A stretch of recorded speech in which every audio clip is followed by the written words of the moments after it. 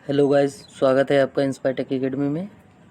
पिछले वीडियो में हम लोगों ने 11th नंबर चैप्टर तक के एमसीक्यू को कवर कर चुके थे हम लोग।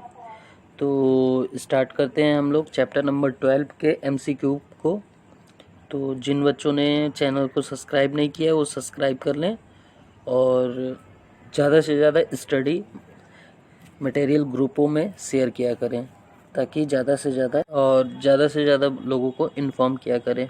अपने आसपास या आपके फ्रेंड सर्कल में जो भी बच्चे हैं जो पॉलिटेक्निक इलेक्ट्रिकल या इलेक्ट्रॉनिक्स या सीएस से कर रहे हो तो उन सारे बच्चों के लिए कॉमन सब्जेक्ट का वीडियो इस चैनल पे प्रोवाइड कराया जाता है। इसके साथ साथ ही कुछ ही दिनों में इसमें स्पोकन इंग्लिश के भी लेक्चर्स पढ़ने लगेंगे। तो ज़्यादा से ज़्यादा शेयर करिए और चैनल को सब्सक्राइब करवाइए और लाइक करिए। ठीक है, तो स्टार्ट करते हैं हम लोग ये 12 नंबर चैप्टर्स और हम लोग सीखते हैं और देखते हैं कि जो हमारा चैप्टर नंबर 12 में एंटीना, वेब प्रोपगेशन और ट्रांसमिशन लाइन, इन तीनों चैप्टर से रिलेटेड सारे क्वेश्चंस है। तो इसके बारे में हम लोग देखेंगे, समझेंगे क्वेश्चंस को कि ये कैसे होते हैं और इनके साथ कैसे डील किया जाता है। ठीक है, तो 121 नंबर क्वेश्चन हम लोग स्टार्ट कर रहे हैं।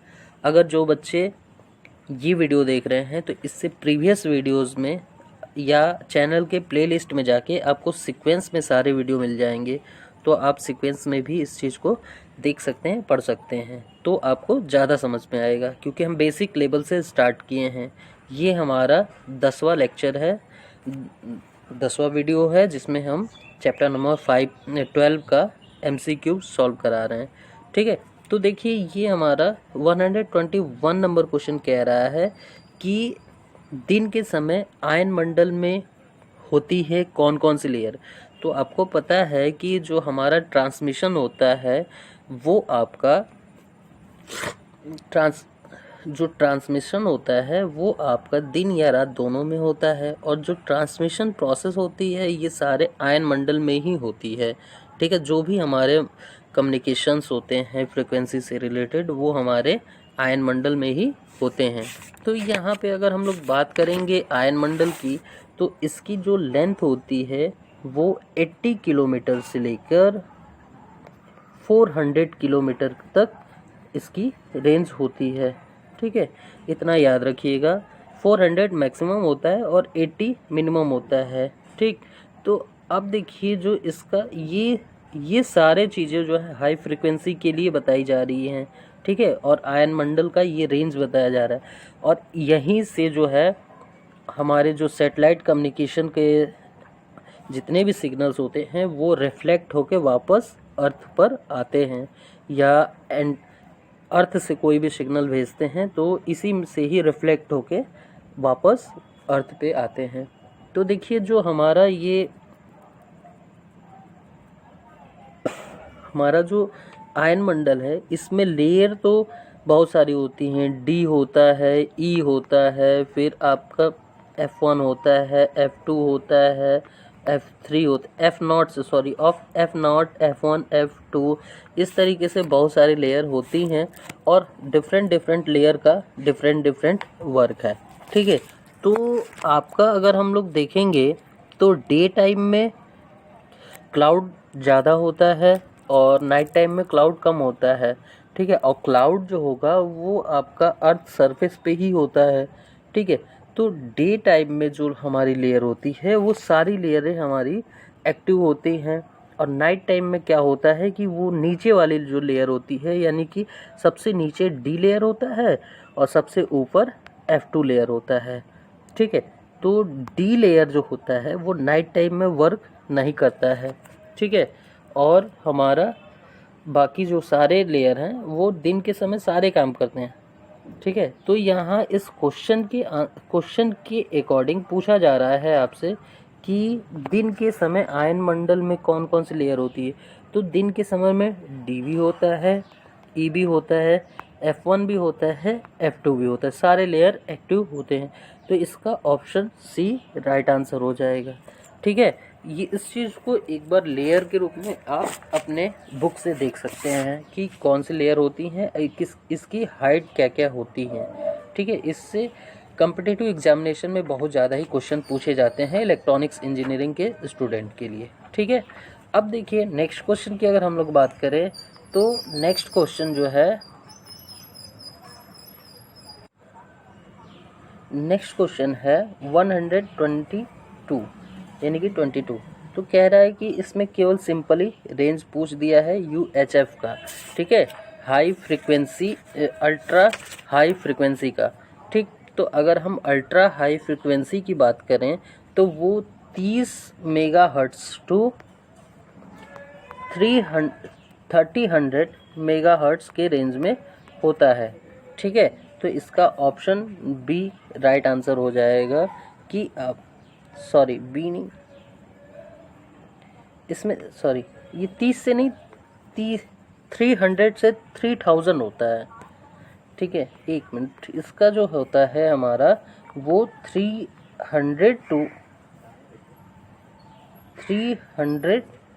टू 3000 मेगा हर्ट्स होती है ये अल्ट्रा हाई फ्रीक्वेंसी। ठीक है, और इससे नीचे जो होता है वो हमारा वेरी हाई फ्रीक्वेंसी हो जाता है, वो 30 मेगाहर्ट्ज़ टू 300 मेगाहर्ट्ज़ के रेंज में होता है। तो ये सारे रेंज जो है आपका 8 रेंज होते हैं, जिसमें आपको हम मोटा मोटी बता दे रहे हैं जो इम्पोर्टेंट है। ठीक है, तो जैसे आपका वेरी लो फ्रीक्वेंसी जिसको हम VLF कहते हैं, इसका जो रेंज होता है वो 3 kilohertz to 30 kilohertz के रेंज में होता है। ठीक है, किलो हर्ट्ज़। ठीक, अगर हम वेरी लो फ्रीक्वेंसी फिर उसके बाद लो फ्रीक्वेंसी की बात करें तो low frequency 30 kilohertz to लेके 300 किलो हर्ट्ज़ तक इसकी रेंज होती है। ठीक, अगर हम नेक्स्ट बात करें तो नेक्स्ट हमारा मीडियम फ्रीक्वेंसी रेंज होता है। तो मीडियम फ्रीक्वेंसी रेंज जो होता है वो आपका ऐसे ही मतलब वेरिएंट 30 के वेरिएंट में हमारा चलता रहता है। तो जो हमारा मीडियम होता है वो 300 kilohertz to 3000 kilohertz होता है।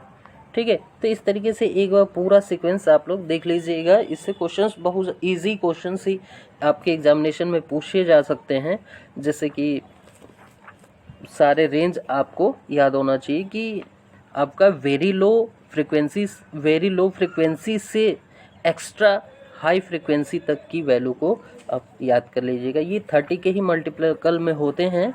ठीक है, तो आप इसको ये लर्न करना आसान होता है। ठीक है, तो आप लोग इस चीज़ को एक बार देख लीजिएगा। अब देखिए नेक्स्ट 123 नंबर क्वेश्चन की बात करें तो इसमें दे रखा है एक एंटीना जो 80 वाट रेडिएशन रेडिएट करता है। ठीक है, तथा ट्रांसमीटर से 2 एम्पियर धारा प्राप्त करता है। तो इसका रेडिएशन रेजिस्टेंस हमको फाइंड आउट करना है। तो रेडिएशन रेजिस्टेंस फाइंड आउट करने के लिए सबसे पहले आपको पावर का टर्म्स याद होना चाहिए। तो पावर का टर्म्स हम यहाँ पे WR से इंडिकेट करते हैं, होता है आपका IRMS square into 80 pi square into DL upon lambda का स्क्वायर। ठीक है, ये हमारा DL अपॉन लेमडा का स्क्वायर होता है। लेमडा क्या है? वेवलेंथ है, और L क्या है? एंटीना की लेंथ है। ठीक है, और 80 पाई कांस्टेंट है। RMS क्या है कि एंटीना द्वारा जो करंट प्रोवाइड कराया जाता है वो, ये हमारा पावर है। ठीक है, तो ये होता है। एक और फार्मूला होता है आपका कि रेजिस्टेंस ऑफ एंटीना, तो इसको हम RR से इंडिकेट करते हैं, जिसकी वैल्यू होती है 80 pi square into DL upon lambda का स्क्वायर। ठीक है, तो ये रेडिएशन का रेजिस्टेंस का फॉर्मूला होता है। तो यहाँ पे देखेंगे कि WR में यानी कि जो पावर में है वो RMS करंट का RMS स्क्वायर इंटू, हम यहाँ से आप चाहे तो आर की वैल्यू को रख सकते हैं। तो ओवरऑल यहाँ ये दो फार्मूला तो आपको याद करना बहुत ही इम्पॉर्टेंट है, ठीक है। तो आप इसको लर्न कर लीजिएगा।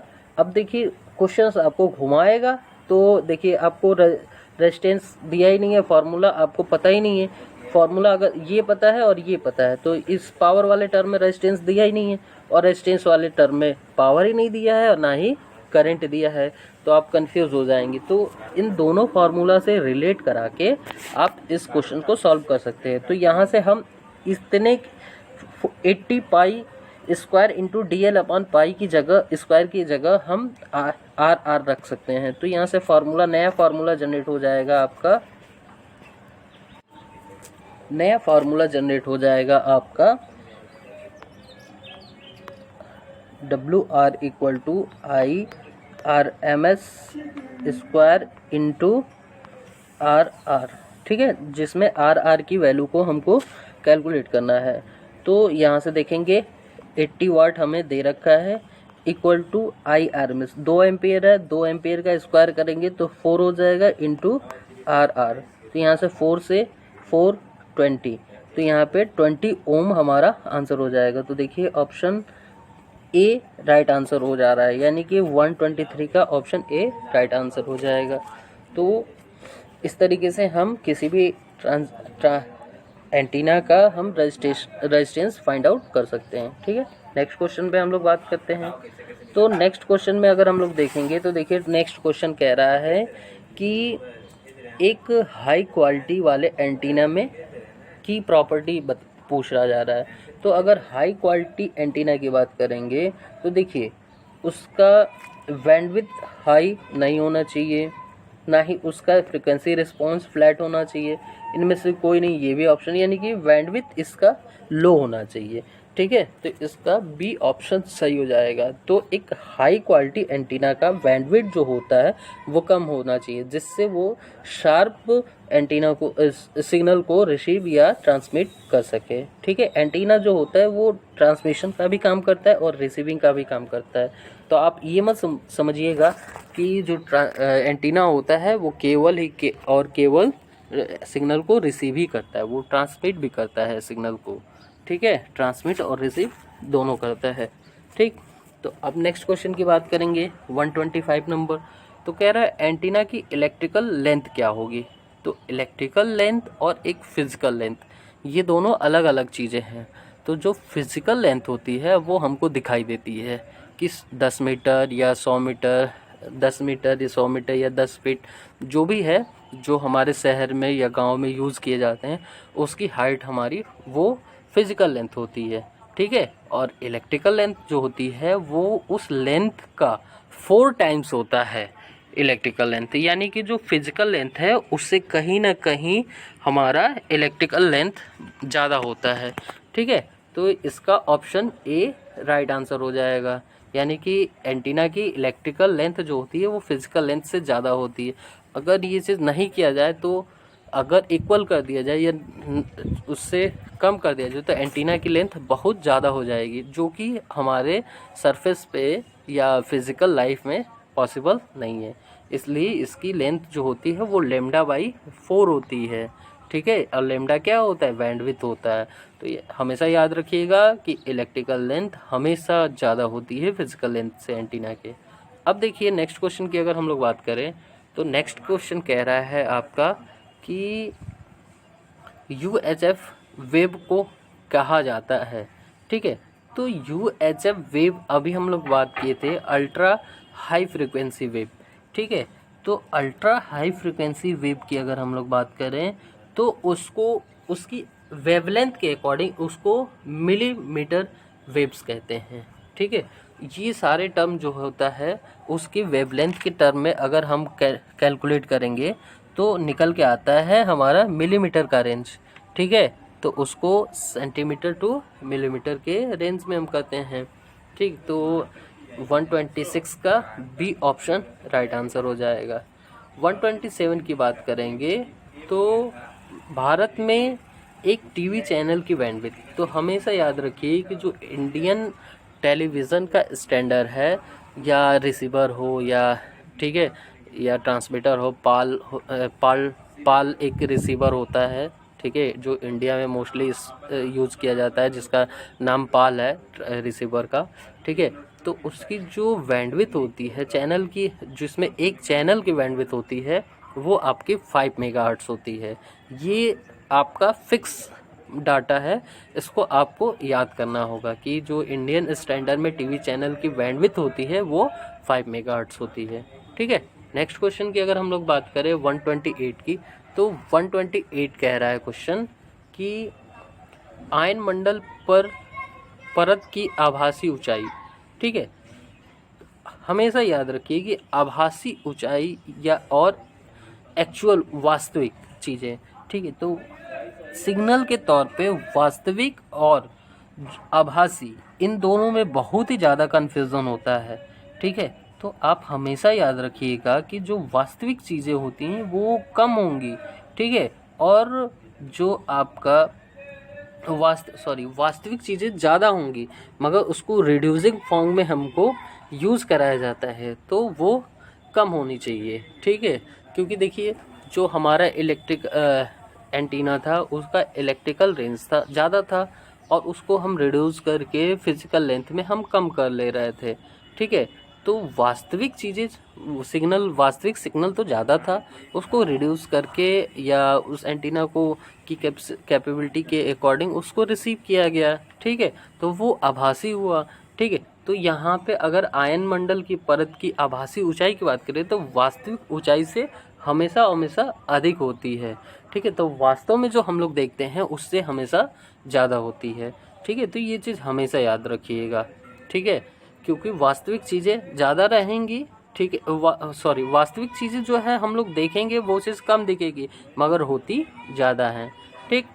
129 नंबर के क्वेश्चन की बात करेंगे तो मॉर्स कोड। तो मॉर्स कोड जो है एक तरीके का टेलीग्राफी कोड है। कैसा है? टेलीग्राफी कोड है, जिसमें डॉट और dash, dot dash, dot dash, इस तरीके से सिग्नल को कोडिंग करके ट्रांसमिट किया जाता है। ये बहुत पहले आर्मी वाले इस टेलीग्राफी का यूज़ करते थे, जैसे डेल्टा उल्टा यूज़ अभी नए तौर पे यूज़ करने लगे हैं। पहले इस तरीके से मॉर्स कोड से इन्फॉर्मेशन भेजी जाती थी ताकि इसको कोई डिकोड न कर सके, ठीक है। तो 129 का बी ऑप्शन राइट हो जाएगा। नेक्स्ट क्वेश्चन की अगर हम लोग बात करें तो नेक्स्ट क्वेश्चन में देखिए हमारा दे रखा है जियो स्टेशनरी सैटेलाइट, ठीक है। तो जियो स्टेशनरी सैटेलाइट आप एक बार इसको देख लीजिएगा, काफ़ी इम्पोर्टेंट और काफ़ी अच्छा कॉन्सेप्ट है, ठीक है। ये जो जियो स्टेशनरी सैटेलाइट होता है वो आपके अर्थ के ऑर्बिट पे, यानी कि 36,000 किलोमीटर की ऊंचाई पे अर्थ के ऑर्बिट में फिक्स किया जाता है, और इसकी जो कोणीय वेग होता है, ठीक है, जिसको हम एंगुलर वेलोसिटी कहते हैं, वो अर्थ के इक्वल होता है, ठीक है। तभी वो हमको फिक्स दिखाई देता है, ठीक है। यानी कि अगर 36,000 किलोमीटर की ऊंचाई पे किसी भी वस्तु को या किसी भी सैटेलाइट को फिक्स करा दिया जाए उसके ऑर्बिटल में, तो वो पृथ्वी जितनी स्पीड से घूम रही है वही स्पीड से आपका वो सैटेलाइट भी मूव करेगा, ठीक है। तो इसी को हम जियो स्टेशनरी, यानी कि पृथ्वी के सापेक्ष वो स्टेशनरी मतलब फिक्स, यानी कि बिना मोशन का दिखाई दे, ठीक है। तो वो हमारा क्या होता है? जियो स्टेशनरी, यानी कि पृथ्वी की चाल के बराबर रही हो, ठीक है। तो इसका ऑप्शन सी राइट आंसर हो जाएगा, यानी कि समान कोणीय वेग होगा, पृथ्वी के समान कोणीय वेग होगा, ठीक है। तो ये रहे हमारे 10 क्वेश्चंस, ठीक है। नेक्स्ट 10 क्वेश्चन हम नेक्स्ट वीडियो में बात करेंगे। तो जिन लोगों को लेक्चर अच्छा लगा, वीडियो अच्छा लगा, कॉन्सेप्ट अच्छे समझ में आए, वो ज़्यादा से ज़्यादा शेयर करें अपने फ्रेंड सर्कल या अदर पॉलिटेक्निक कॉलेज के ग्रुपों में, और वीडियो को लाइक करना ना भूलें। धन्यवाद।